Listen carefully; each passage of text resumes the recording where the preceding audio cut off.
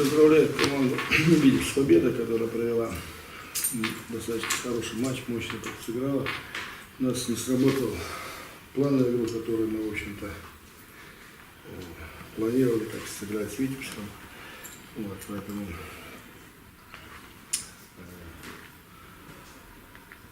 это моя ошибка, что люди, которые, моя ошибка в том, что то, что я планировал, не удалось, скажем так, воплотить в жизнь, поэтому Витязь заслуженно победил. Конечно, мы в начале второго тайма могли изменить счет, могли изменить ход игры, но в конце разваливаться, конечно, играя с соперником непозволительно, поэтому найдем причины и будем готовиться дальше. Спасибо. Сейчас отставание Алексей Тарапацкий, Еврофутбол.ру. Сейчас отставание, скажем так, от третьего места до 9 очков. Какие у вас еще, сохраняются ли у вас прежние турнирные амбиции? Конечно, сохраняется. Дело-то не в поражении, конечно, поражение есть поражение, 1-0 или 5-1.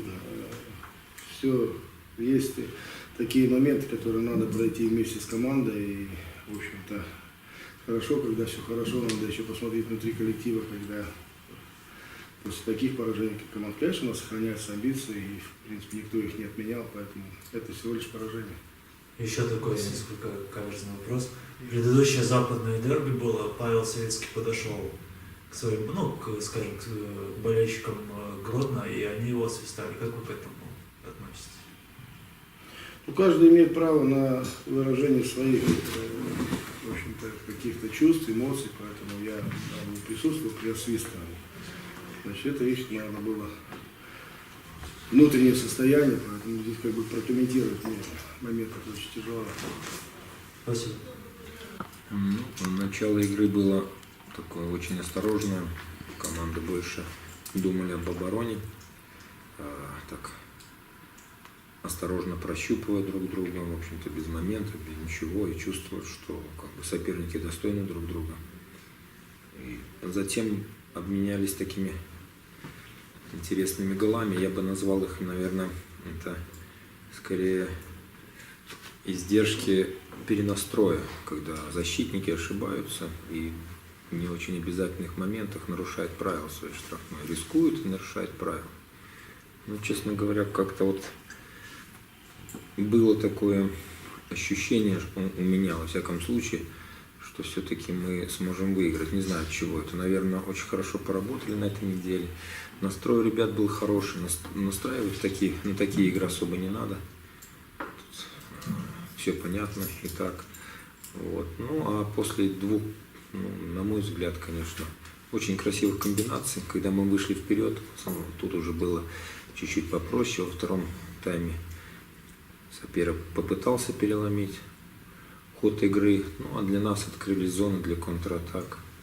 И, в общем-то, мы смогли этим воспользоваться несколько раз, поэтому такой счет, хоть он и большой, но как-то так, честно говоря, все-таки, наверное, такого счета гости не заслуживали, потому что у них очень хорошая команда, играющая с характером, и были моменты, да, там был один в начале второго тайма такой тревожный звоночек, после чего пришлось делать срочно замены, освежать атаку, уводить игру от своих ворот. Мы рады, что так все закончилось, рады за Антона Матвеенко, который тряхнул стариной, скажем так, и порадовал наших болельщиков. Впереди, соглашусь с коллегой, еще 14 игр, еще столько всего, поэтому тут радоваться, кричать «Ура!» рано. Хорошая победа, да, дома. Еще играть и играть. Вопросы главного тренера? У меня будет вопрос к Игорю Николаевичу. Игорь Николаевич, у меня к вам такой вопрос. По ходу сезона вы себя проявили очень амбициозной, боевитой командой, и уверен, что после сегодняшнего поражения вы станете только сильнее. По ходу этого сезона многие победы вы выгрызали на 80-х минутах. Также отыгрались у Батэ со счета 0-2. У меня такой вопрос. Это прежде всего боевитость команды или физическое состояние, или физическая способность такая вот?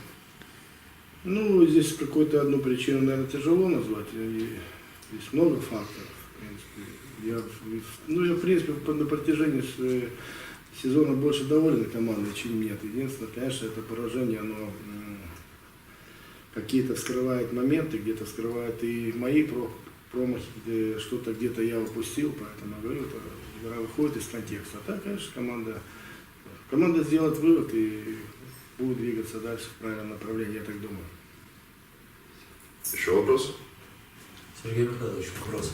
Ну, поздравляю, во-первых, вас с победой. И в концовке заметил такой момент, что вы не очень довольны были заменой, когда выходил Александрович. То есть, мне кажется, это должен был быть какой-то другой игрок. Нет? Вы знаете, у нас есть, скажем так, плеяда молодых футболистов, очень талантливых, на мой взгляд, но еще совсем мало поигравших в высшей лиге. В концовке, при таком довольно комфортном счете, ну а когда их еще выпускать и обстреливать? Я недоволен был Александровичем тем, что он не очень хорошо вошел в игру. Ему ему понадобилось 10 минут, чтобы разыграться. Ну а потом он уже и голевую передачу отдал, уже за мяч стал цепляться. Ну, тут вопрос, может быть, даже скорее не к нему, хотя он после тяжелой травмы, он только возвращается в большой футбол, и мы с пониманием к этому относимся. Я только верю в то, что он будет играть, и будет играть очень здорово. Там после того, как он втянулся, въехал, отдал 3 великолепные передачи. Тут вопрос в другом, а почему он вышел такой не готовый? Значит, тут где-то разминка, к тренерскому штабу у меня могут быть вопросы. Вот это было, да, недовольство. Нельзя выходить на поле не готовым. Вот в этом оно выражалось. А то, что они способны, ребята забили. Да, можно было выпустить и других футболистов. У нас молодежи еще хватает. Но я решил, что ему тоже надо поиграть в сегодняшней игре. Скажите, а что касается Кирилла Печейна, он как и неожиданно появился в основе, скажем так и в последнее время неожиданно пропал. Это с чем связано? Перенагрузка, может, или... Нет, это связано только с одним. Это очень высокая конкуренция у нас в этой линии, в линии атакующей. И из-за этого когда у нас было много травм, он великолепно подменил более старших и мастеровитых товарищей. Я не поленюсь повторить это слово «великолепно». И я уверен, что он будет получать больше игровой практики, и у него все впереди, он наше будущее нашей команды. Единственное, что у нас есть и ребята более опытные, как такой компонент игры контактность. Гродно очень плотная команда, контактная, но молодежь еще не очень хорошо выдерживает такие вещи, поэтому предпочтение было отдано более опытным ребятам. Скажите еще вопрос по Артему Старгородскому. А насколько он сейчас уже готов влиться в основной состав? Футболист этот опытный, очень опытный, поигравший очень много и на очень высоком уровне. На сегодняшний день его физические кондиции, может быть, не идеальны, но я уверен, что он их быстро наберет. Это что касается физической подготовки. Но его мастерство, оно довольно высокое. И мы очень надеемся, что он сможет нам заменить как раз ушедшего Ледесма. Это мы взяли его на эту позицию. Вот. И поэтому, я думаю, наш тренерский штаб, я считаю, очень квалифицированный. Я думаю, мы быстро доведем его до нужной кондиции, даже через игры. И я думаю, если, может быть, на сегодня он готов играть тайм 60 минут, это уже немало. Спасибо большое. Еще вопрос? У меня будет тоже вопрос к Сергею Михайловичу. Сергей Михайлович, после прошлого матча с Гомелем вы были очень недовольны игрой нашей команды, но уже через неделю против гронинской команды мы заметно преображаемся. И скажите, за эту неделю каким, в первую очередь, компонентам вы уделяли внимание?